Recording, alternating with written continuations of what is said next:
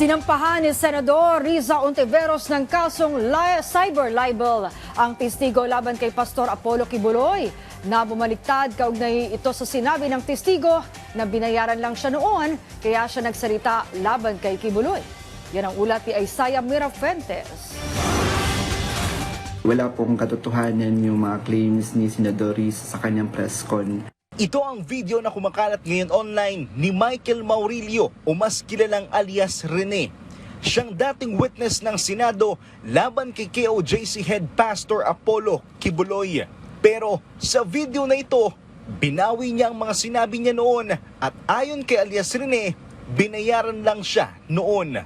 Senador Riza, hindi ako nag-text ng anuman sa'yo. Wag mo na akong gamitin sa mga kasinungalingan mo, kaya nga nasusuka ako sa iyo. Titindigan ko yung mga sinabi ko sa video na ginawa ko. Kaninang umaga, nagtungo sa Senator Riza Ontiveros sa National Bureau of Investigation para humingi ng tulong sa pag-iimbestiga kaugnay sa mga nasa likod ng kumakalat na video online. Giit ng senadora, ang lahat ng nasa video ay pawang kasinungalingan. Hindi ako papayag sa ganito mga pagsisinungaling, mga mapapanganib na pagsisinungaling, lalo na ang tinarget ay hindi lang ako. Ang tinarget ay ang mga witnesses, ang tinarget pati mga staff ko.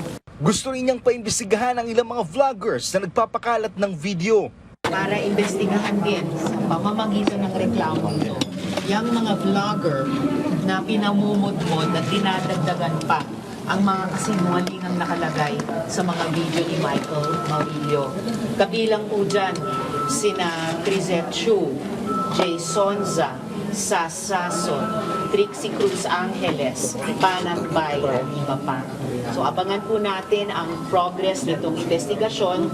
Nagsampa siya ng cyber libel laban kay Michael Maurilio alias Rene at sa Facebook page na Pagtanggol Valiente. Nanindigan si Ontiveros na unang hakbang pa lamang ito ng kanilang kampo at aalamin pa nila kung sino pa ang dapat kasuhan. Giit pa ni Ontiveros, nitong nakaraang buwan lang ay nanghihingi pa nga ng tulong sa kanilang opisina si alias Rene. Ayon pa sa senadora, humingi na rin siya ng tulong sa PNP Davao dahil hindi nila inaalis ang posibilidad na kidnap si alias Rene at pinilit magsalita. Isaiah Mirafuentes para sa Pambansang TV sa Bagong Pilipinas.